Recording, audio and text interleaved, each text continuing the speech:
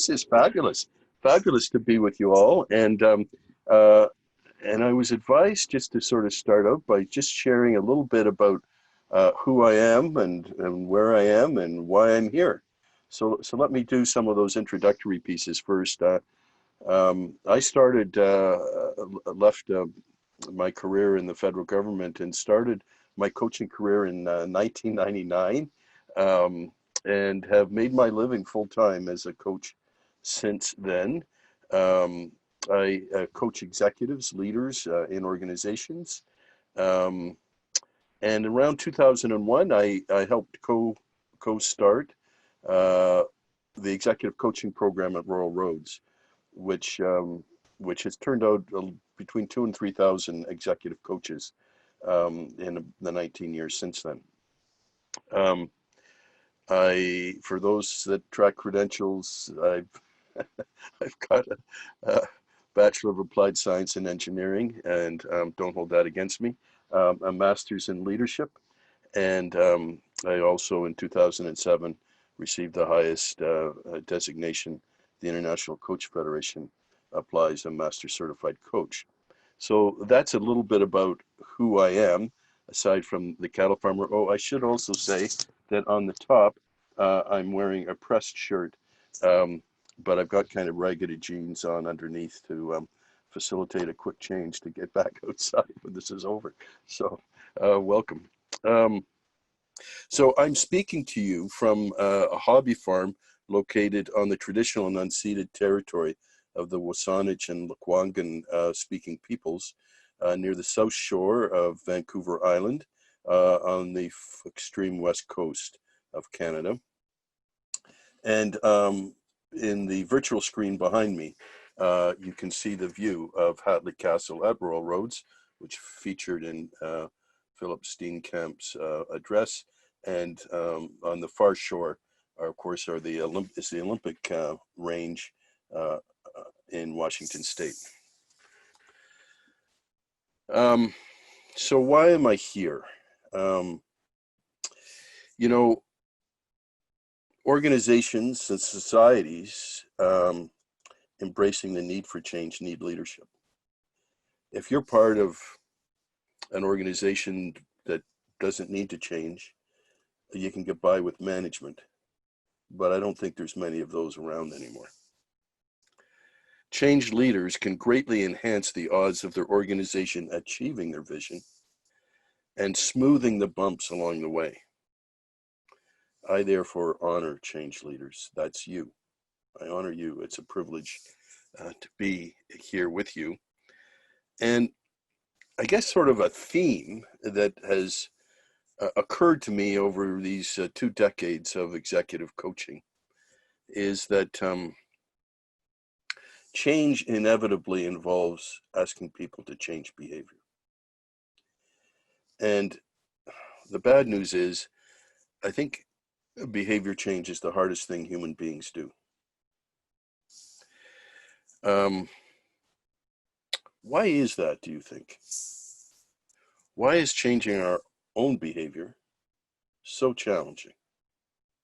Take a moment and put a few thoughts in the chat room.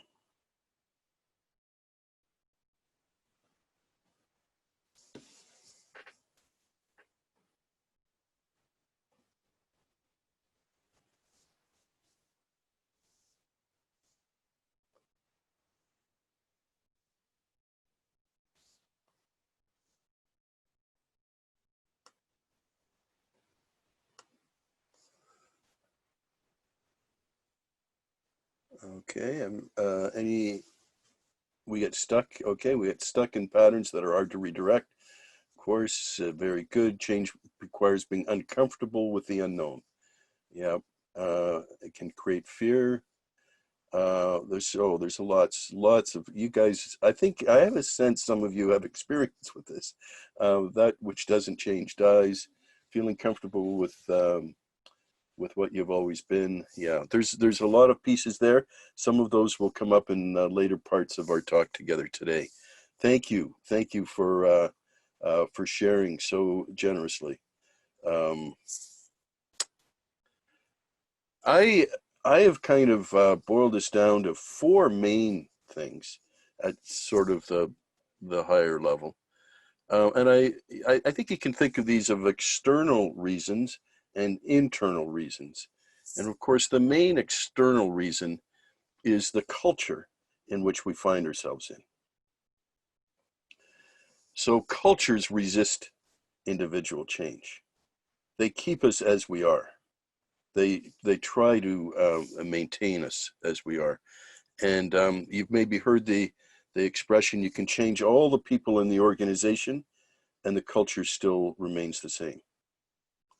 Culture is unbelievably powerful. And habits, you know, when we move to the internal reasons or barriers, habits certainly stand out. And these are our sort of well-established neural pathways, the ways that we're just um, we just really get trapped into. And it's like, if any of you have ever been on a farm, the cows will always take the same route, and they form these cow paths, and that's like the neural pathways that form in our brain. They're difficult to change. Let's just leave it at that. Focus. Focus, focus, focus. We are constantly bombarded, outside forces and our inner voice constantly bombarding us with things that we could change, things that we could do differently. And so how can we possibly achieve any one thing if we're focused, and if our focus is being diluted by messages that we should change so many things? Very, very difficult when we dilute our focus. And then the final reason is, you know, put up your hand if you can relate to this. Anybody out there got an active internal judge or a voice that sometimes says, no good, not good enough, not smart enough, you'll never be able to do this, that kind of stuff. And so it's constantly working to undermine us. And we need to hear that and set it aside. Just set it aside. I'll talk a little bit more about that as well in a few minutes. Okay. Yeah. This idea of perfectionism, acknowledging that I'm not perfect. You know, I remember I once read that perfectionism is an insult to our God. Is an insult to our God. So I consider the numerous examples of my imperfection to be my homage to our God, or to my humanity. Let me just move along here now. So what is coaching?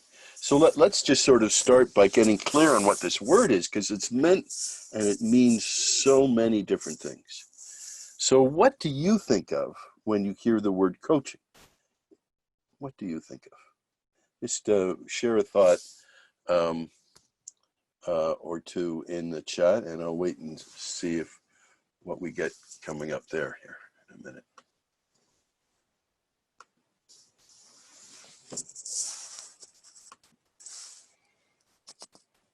Helping to bring out someone's strengths, someone to help guide you on your path. Yeah, asking great questions. Coaching is holding up a mirror. Nice. Sharing outside perspectives. Well, I think there's lots of evidence there that you guys have heard about coaching. Many of you may have used it in your roles, but we'll just clarify it here for any in our audience that aren't. And you know, it really goes back to a definition coming out of our Old English, that a coach is a carriage used to safely transport someone from one place to another. And that applies to our notion of coaching as well. Safety is of prime concern. Not comfort, but safety. Safe but not necessarily comfortable is a a coaching adage. Many of us are introduced to this in sports coaching, particularly in junior sports, where the coach takes on the role of a teacher and will tell us how to hold the stick in hockey or how to kick the ball in other sports. And teaches us how to play position, teaches us systems in the sport and so on. As we evolve, though, up into the elite leagues, elite level coaching is more about what we're talking about. We'll see that in a minute. Many of you have heard the term mentoring. Many of you may have a mentor. You know, I think when I'm a mentee and I have a problem, I go to my mentor. I say to her, what did you do when you were faced with this career choice that I'm looking at? Or what did you do when you were having difficulty influencing this board or this group of leaders? And the mentor will tell me, she'll say, this is what I did. This is how I would have approached that. This is what I have experienced in seeing work. And so in a sense, the mentor takes the problem and tells you how they would have approached it. Coaching is a little bit different. When a coachee brings an issue to a coach, he or she may say, so let's find your solution. The coach, the key role of the coach is to see everything inside you is already there. Everything you want to be is already there. And it's to hold you completely capable so that you are the expert in the conversation, in fact. And the coach is like a foil, a provocateur, someone there to help provide you with a way to get it to place. To get at your own answers, to get at the answer that works best for you, a place where you can test your thoughts, a place of privacy, and so on. We're going to see some more uses for coaching in a few moments, but that gives you a little bit of a sense and distinguishes coaching within the context we're talking about it, and from things like sports coaching and mentoring. So in our agenda today, I want to focus a little bit on coaching ourselves. And, you know, let me provide this adage that I think in the coaching world, we use a similar adage as in the world of law. What do they say? Someone that acts in court as their own lawyer has a fool as a client, I think is the expression. So, you know, it's similar in coaching. Setting you up to coach yourselves has some challenges to it, but nevertheless, we want to give you as much of a gift in your time together as possible. So we're going to just share a bit of a reminder about who you are. And then what I'd like to do is talk to you a bit about realizing your intentions. Realizing your intentions. Want to focus on coaching for yourselves. How could you use a coach if you ever had the opportunity? What are different ways one uses a coach? And then give you a few tips on, as change leaders in the people you work with, what are some tips that you can bring into your work right now that are coach-like tips? And then finally, I want to return to that first theme of coaching ourselves and give us a chance to really work through one intention together, one intention for yourself.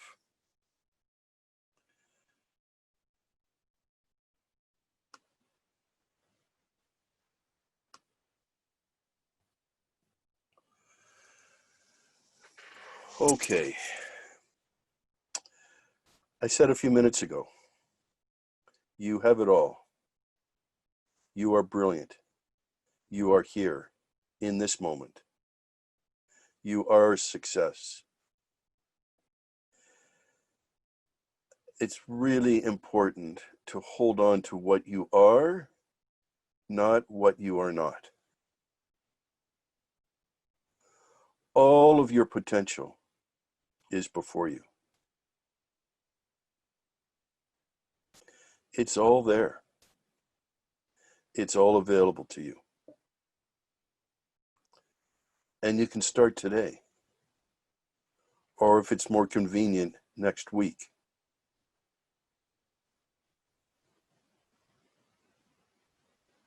So it's important to breathe and to let this in. What if you have everything you need? What if you don't need another degree? What if the greatest thing you could do would be to ferment wisdom from your already robust experience?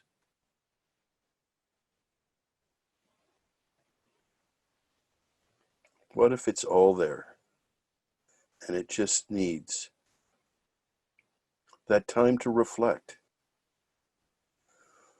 Where do we find reflection time today? Where is it in our schedule? So that's a reminder. You have it all. You don't need to be someone else, and you don't need to listen to the voice inside that says you're not enough.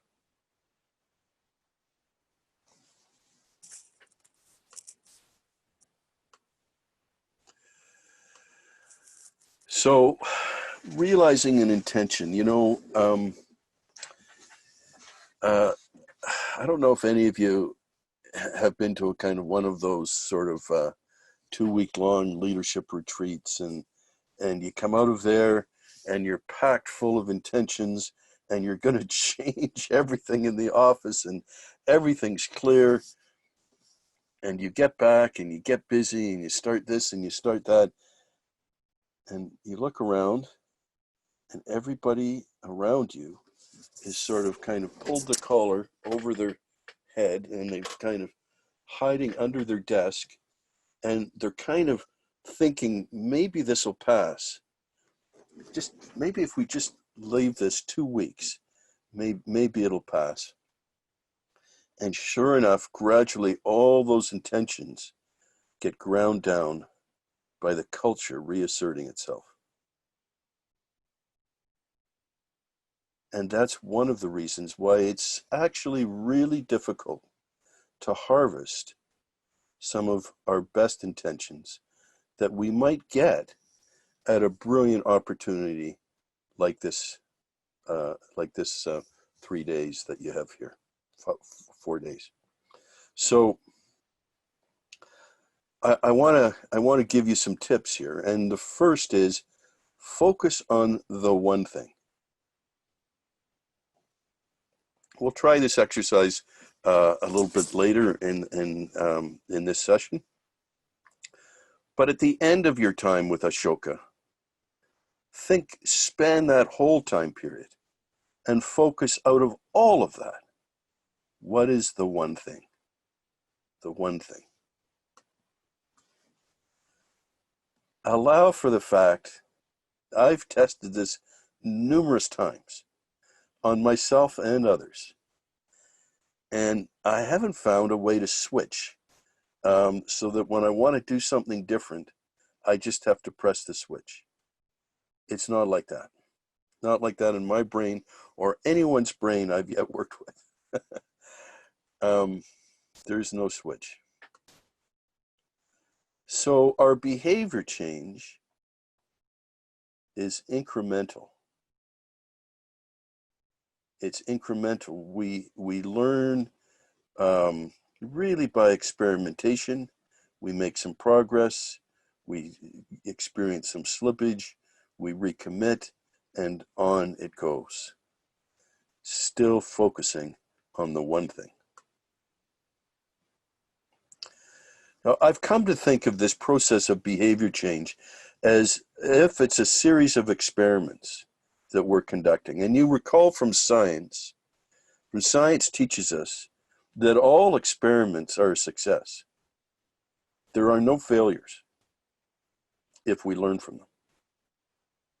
That's the only thing we have to do from experimentation for it to be success, is to learn. Science tells us that an experiment starts with a hypothesis or a best guess. This is my best guess of the one thing I could do to achieve this intention.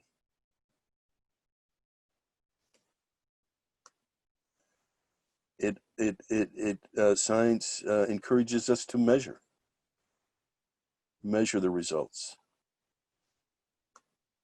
analyze. How am I doing against those measures? And then draw conclusions. And really what that says is, well, how close did I get to that hypothesis, to achieving the intention?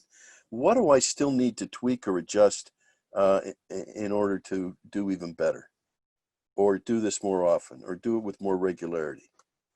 And that is the beginning of a new hypothesis, which is accompanied with new measurements, which leads to new analysis and conclusions. And in that way, if we're focused on one thing, we will achieve it. And we'll review some of this, as I said, a little bit later. This is no place for judgment. As soon as you try something like this, you will hear an inner voice that says, not good enough, not fast enough, not smart enough, and all of that. And listen to it, let it out. I found there is really also no switch to turn off the inner judge. But a wise man once told me, invite it to a trial. Have the inner judge put the evidence that says we're not smart enough on one side, and then bring forward the evidence that says actually we're pretty smart on the other side. Sometimes that can work to lessen that inner judge, lessen the volume of it. Well, let's move on. As I said, we're going to come back to this intention later, but I wanted just to plant some seeds here early. Let me just go back. Before I do that, I'm just going to check the chat for a minute, just see if there's any questions.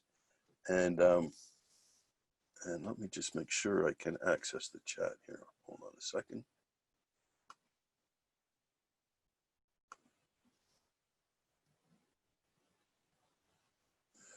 Yeah, just a few kind of brilliant observations. Yeah, fermenting wisdom.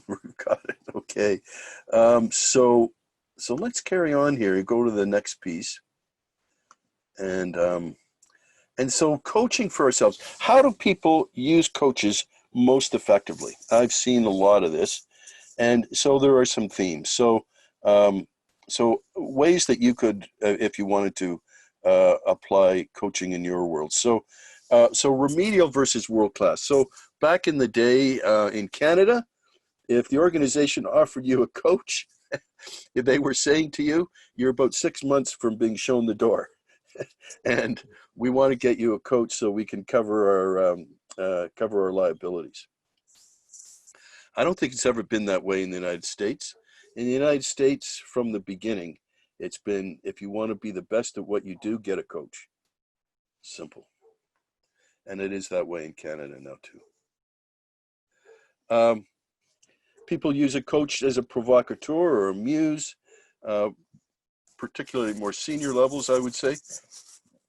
And Emerson says our chief want in life is someone who will make us do what we can. I'm not thrilled about the language today.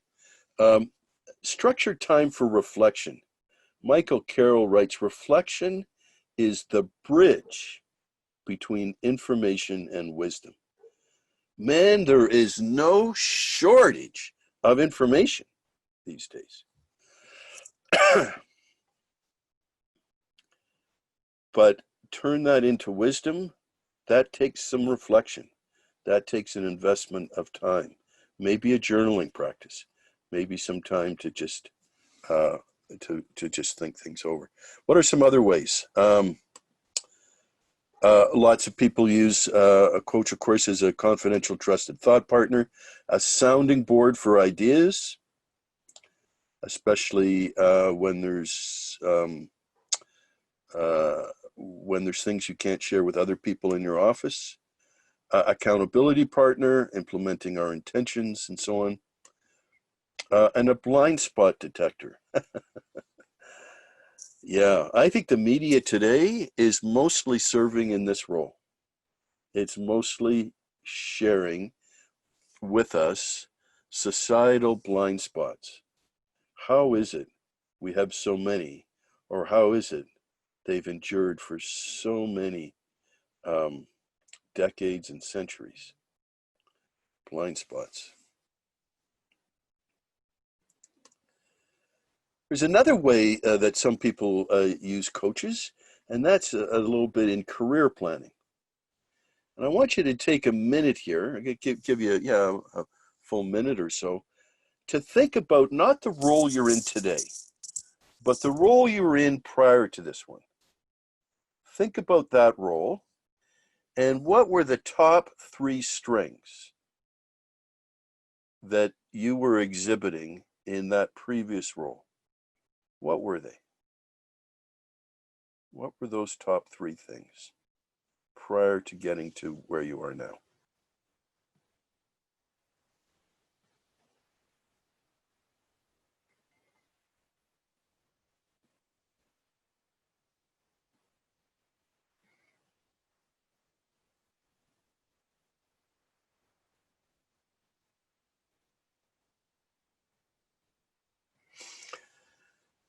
Okay, now that was the previous role.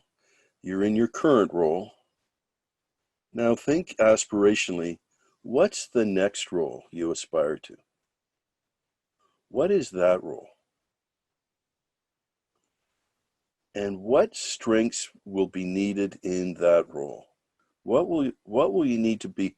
What are the top 3 strengths you will need in that role?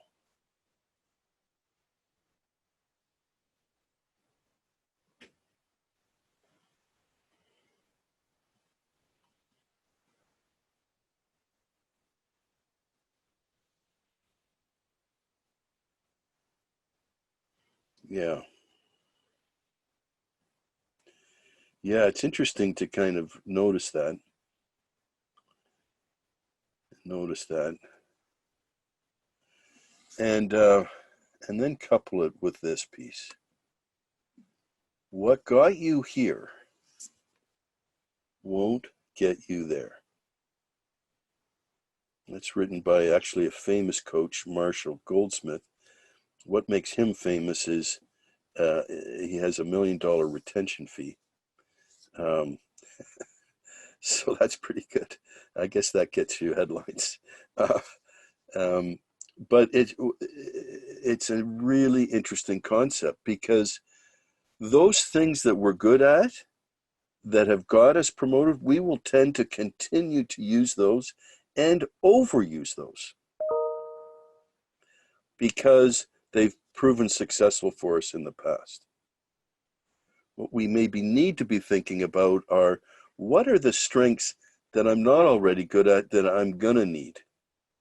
And how can I start developing those as strengths now?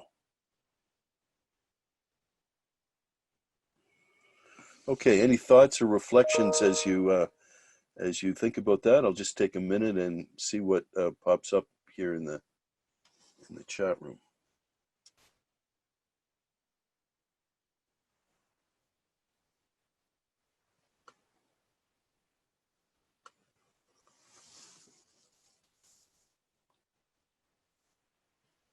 Okay, not seeing a lot of action there in this piece.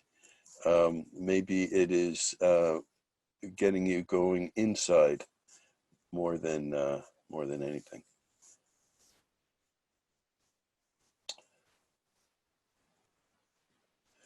Yeah, not sure I agree with Goldsmith. Strengths we have demonstrated in the past can be leverage for the future.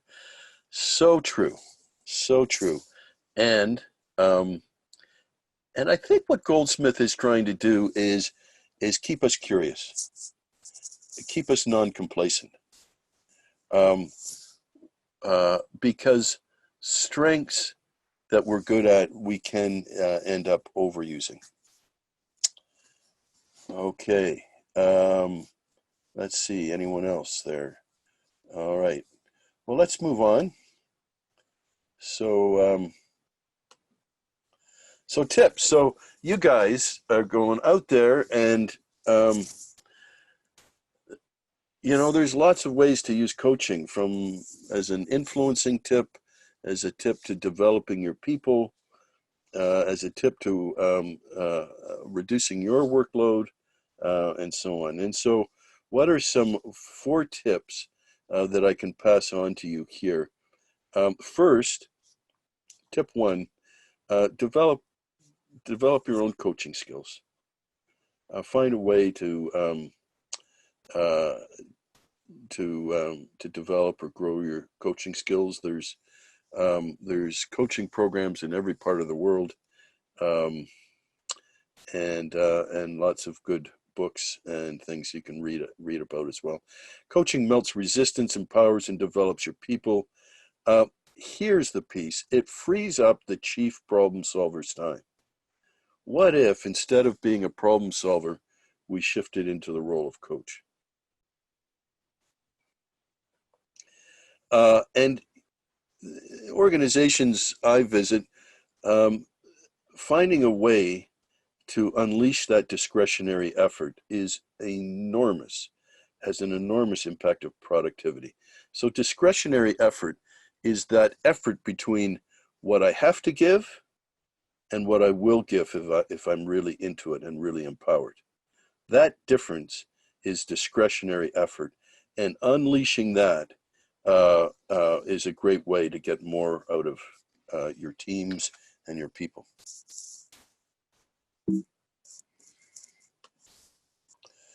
Second tip, listening. It's so simple. It's so simple. And, you know, you hear everything from, why do you think we have one mouth and two ears? Uh, to you know, there's so many truisms, but real listening is, you know, in a way is a feeling. More, it's almost more of a feeling than an auditory experience. Listen until the other person feels truly seen, heard, and understood. I can tell you, when this first resonated for me, my daughter was 6 years old. I was studying coaching at the time, and I had been told to stop solving problems. She was 6 years old. She came home from kindergarten and she burst into my office. That was a barrier. And she was distraught. She was in tears. She was beside herself. And I was about to explain to her that she just crossed a barrier when I was overtaken with her emotion. And so I asked, what's wrong? And she said she couldn't get anyone to come home and play with her today. Well, I knew why that was, because her friends at that age had to come to her house. They had to play her games. They had to follow the script that she wanted them to play, and play all the games that she wanted, and so on. And I was just about to try and figure out a way to explain this to her when I heard the words, don't fix people. So instead I said, tell me more. What's that like? What does it feel like? And that went on for about 20 minutes. Now, the great thing about running experiments on minors is, you're not really allowed to do that in this day and age, but is they're very transparent with the results. And later that evening, when I went up for dinner, she had set the table.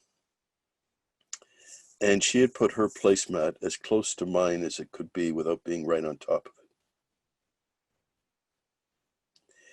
And my wife asked me what was going on, and I shared with her. And the next day I noticed the placemat was on top of hers.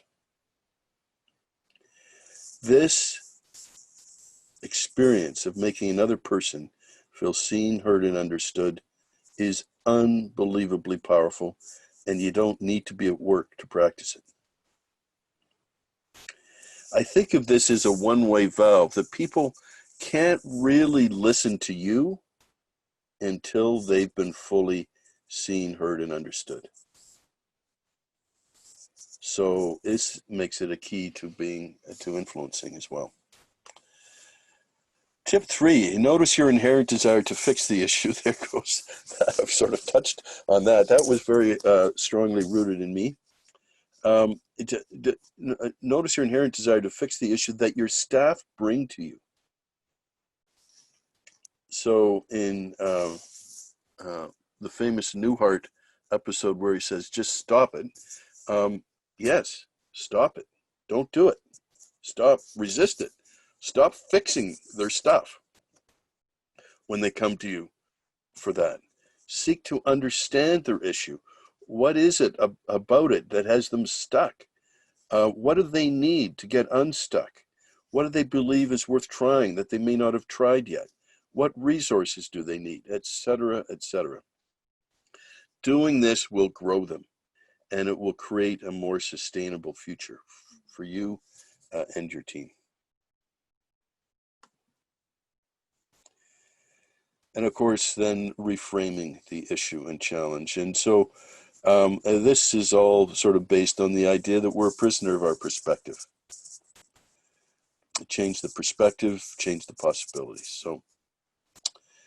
So if the coachee perspective is outward, what would that show up as? That's like somebody coming and saying, I've got a real problem with this faculty member, or I've got a real problem with this student, and I've got to, I can't figure out how to fix them.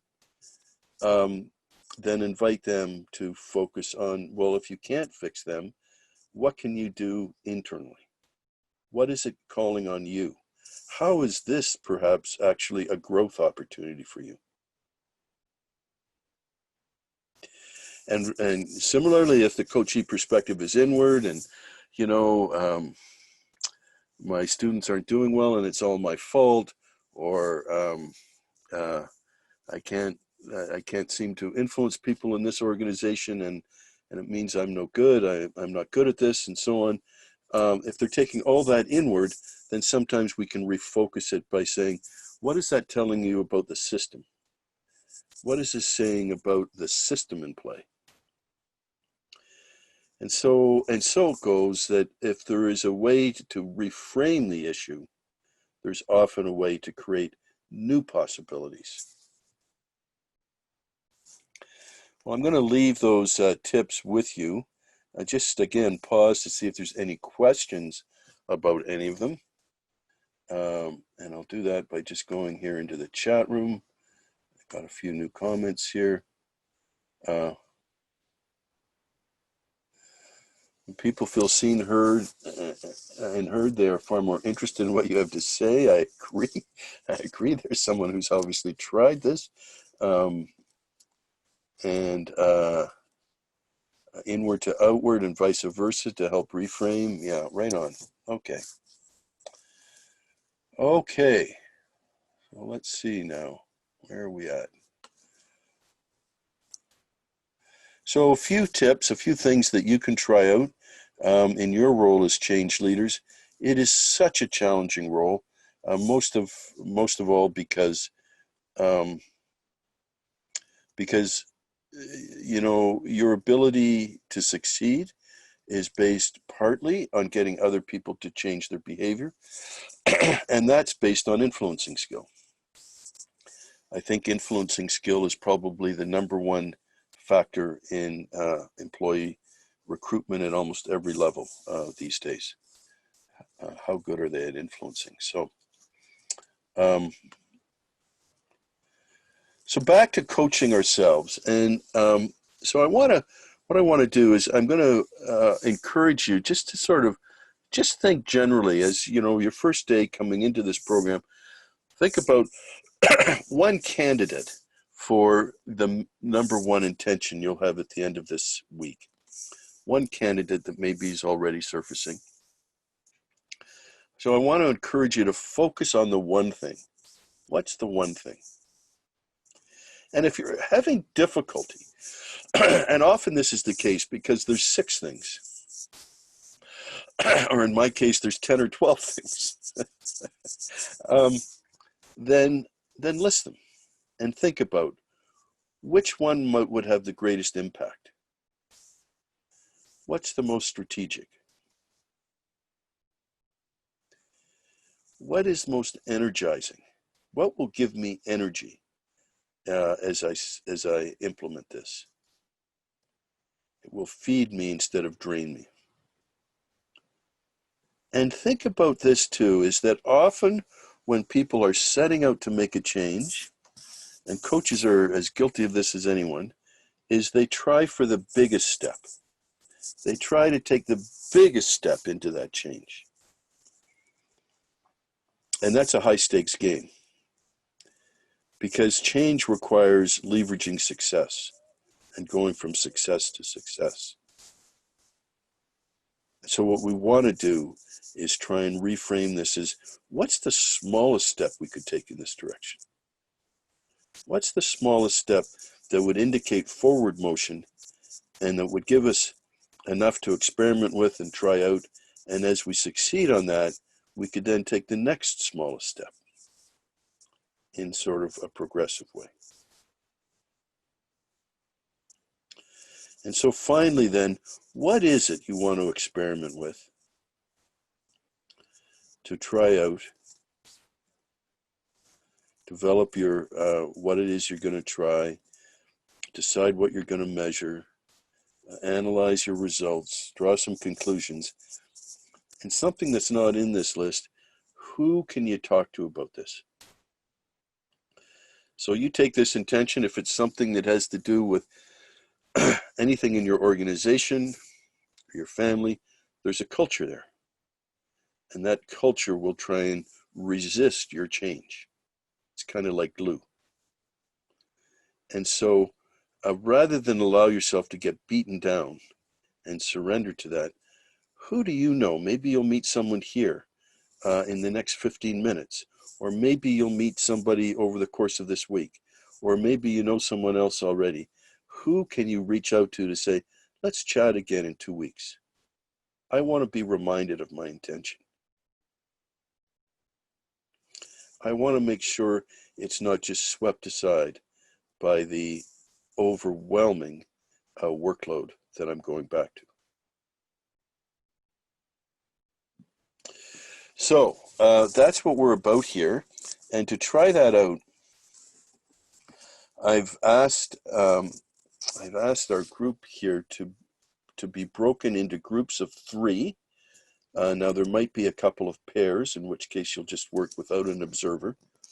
But generally you'll be in a group of 3 where person A is the coachee, and the coachee is trying to identify one behavior they'd like to change and their approach to doing that. And person B will be the coach the first time round and invites the coachee to identify an intention. What are they going to try? What will they measure? Who can support them? You might want to write down some of these notes, because I don't think you'll find this in your breakout room. And meanwhile, person B, the coach, is trying not to fix, help, consult, advise, tell, teach. I could go on. No shoulding, no parenting, all of those things. Just listen for understanding and without judgment, and be there in a supportive role. Person C is trying to keep each segment on time, 5 minutes. And I'm going to ask Dustin to send out a reminder when each 5 minutes comes up. So all told, when you get into your breakout rooms, you'll have 15 minutes. So 5 minutes for each person to take a role as a coachee, a coach, and an observer. And if you do end up in a dyad, you've got maybe a little extra time to work. Hope you've got lots more opportunities to continue to experience this this week. On this exercise, what I want to kind of ask from you is that you repeat this uh, at the end of the day Thursday, on your own or with others if you prefer, but with the idea that not that you leave with only one intention, but you leave with clarity on the one that is key, the one that you most want to commit to. And you leave and you set yourself up with a plan, who's going to support you, who's going to help keep you and remind you of that intention and keep you on target. And then what I do, because like I said, I've always got a half dozen of them, but what I do then is I put 2 or 3 of them in my calendar, and I will check in 3 months on how it's going with the one that I felt was most strategic.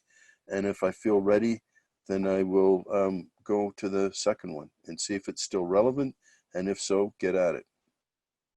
So the key here is, if we can change ourselves, then we're going to be that much more understanding of the difficulty the people we're working with are having in changing,